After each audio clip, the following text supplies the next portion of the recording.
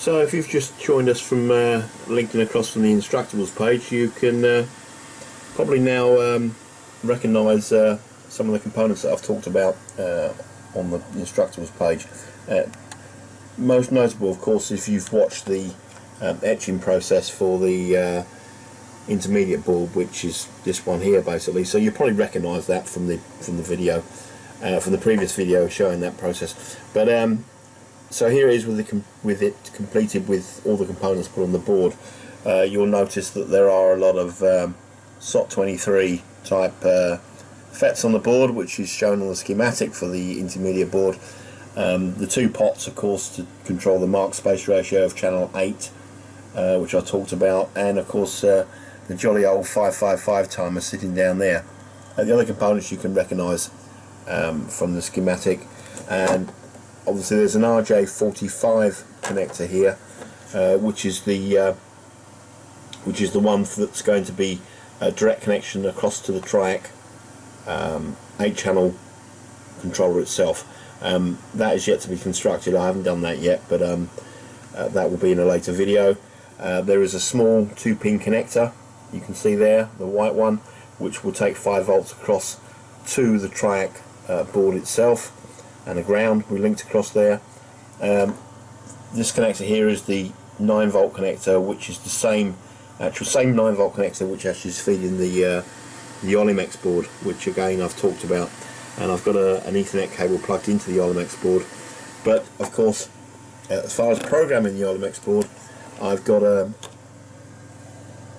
PICkit 3 which I'm using with the MP Lab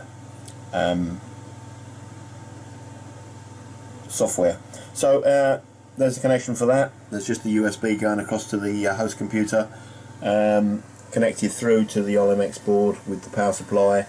And the usual, there's plenty of detail of this on the web for the Olimex board, and it shows you how to program it. I will cover it very briefly here, but it is brief, and then we can go back to the intermediate board and have a look at the controls and the interface to the web page which has been constructed.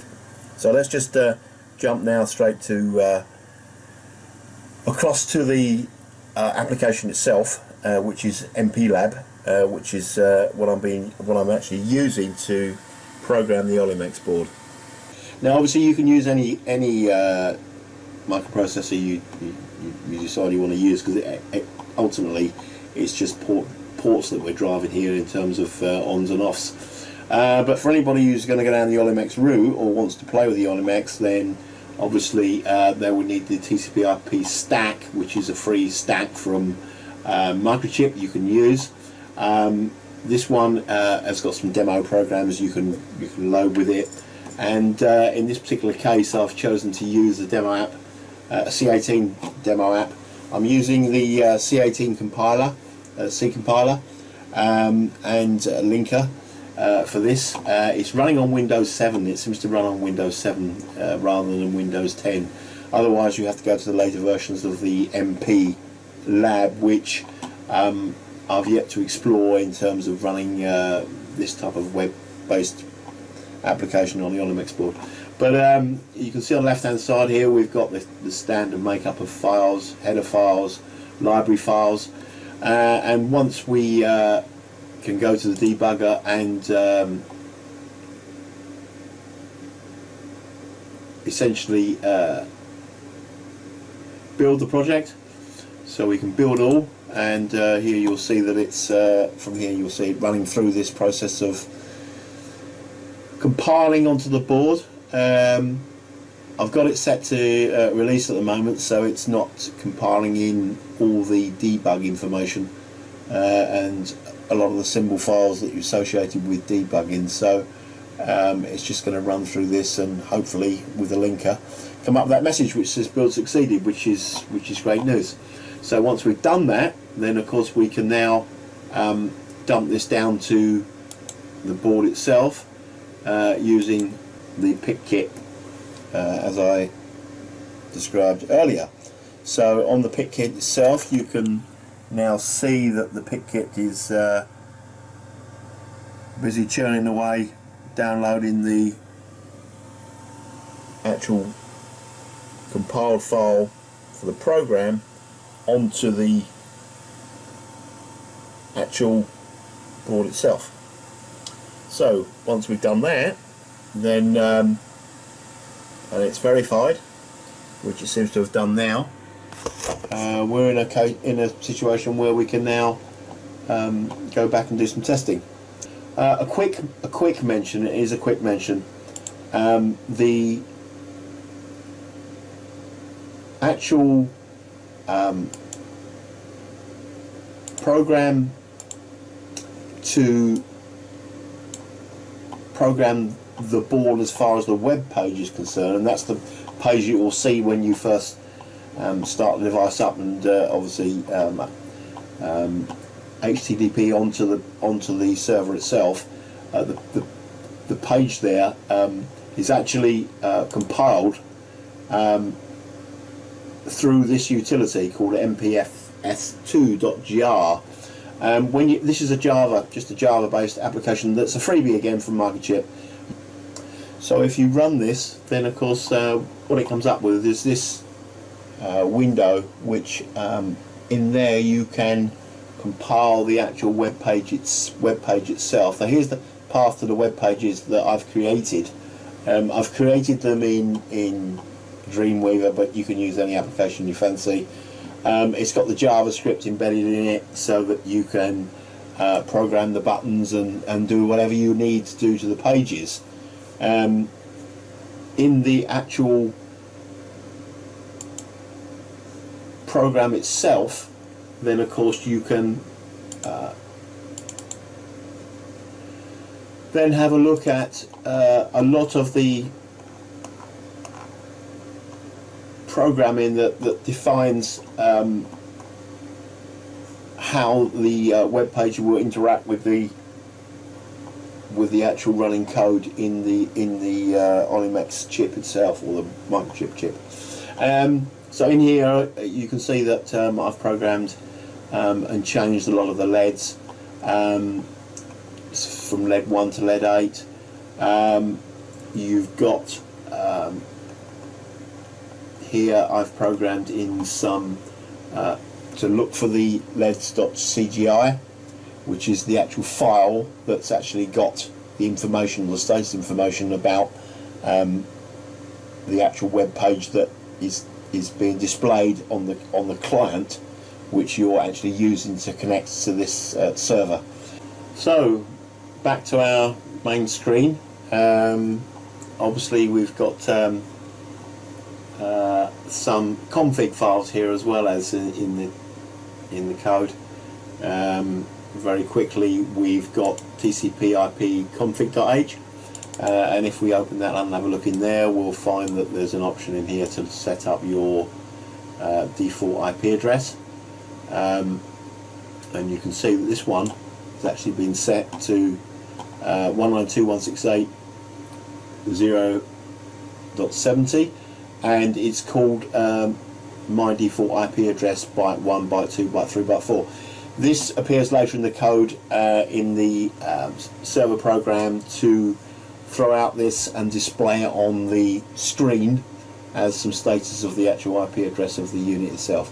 You can see that in operation. I've left a lot of that in because it's just a test board really, so that you can see what it's doing and how it does it. In a real production environment, obviously you take some of that out and get rid of it and refine it and do whatever you need to do, such as the naming conventions, etc. You'd obviously recompile this in how you want to compile it and under what naming conventions, etc. Here it's just, as I say, a test.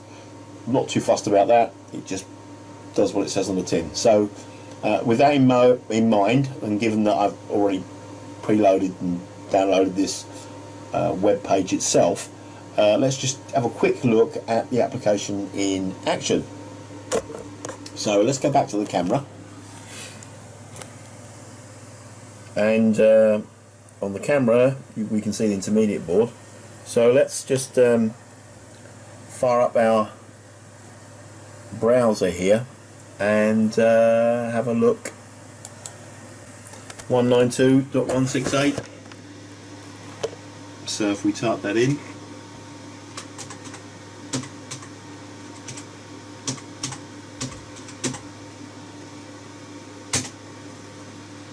we should come up with the web page which I've just described.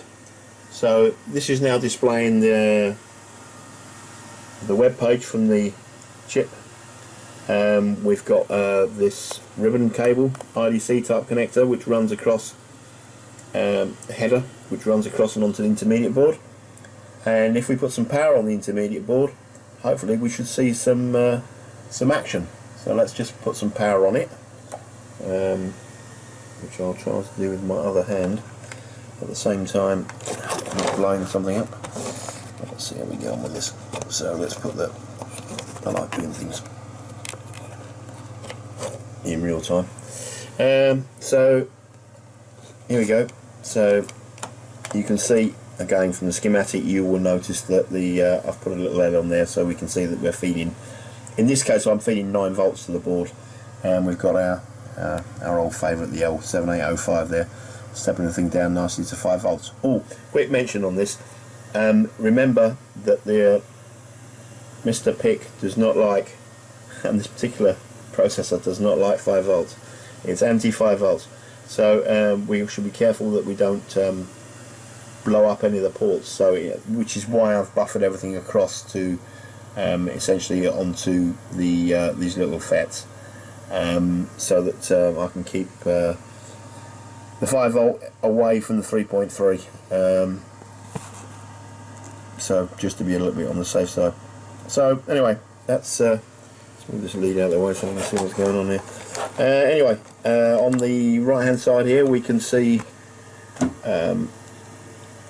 some of the well, the LEDs that I've mounted on the board. So if we go back to the obviously back to the screen, channel 1, let's just flick that on. There you go, choose a light. So channel 1 off,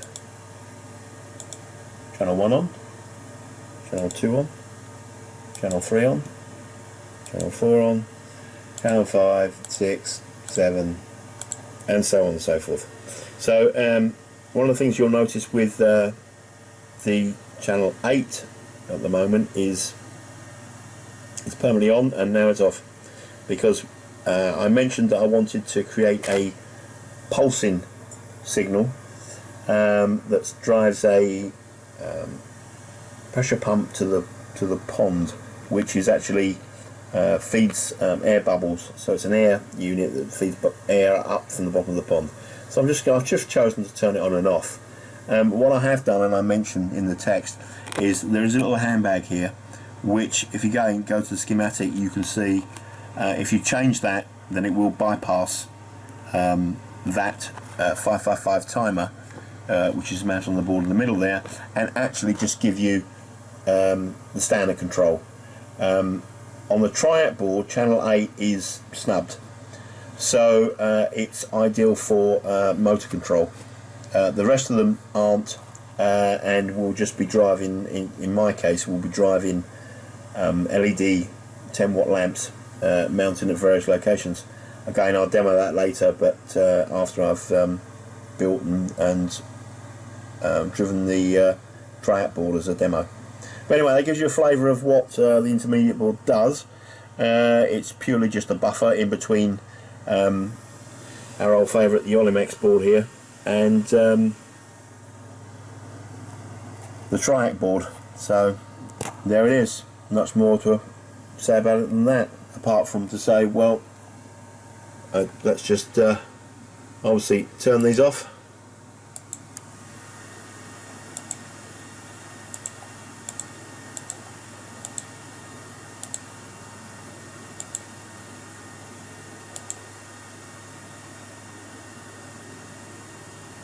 And that's it.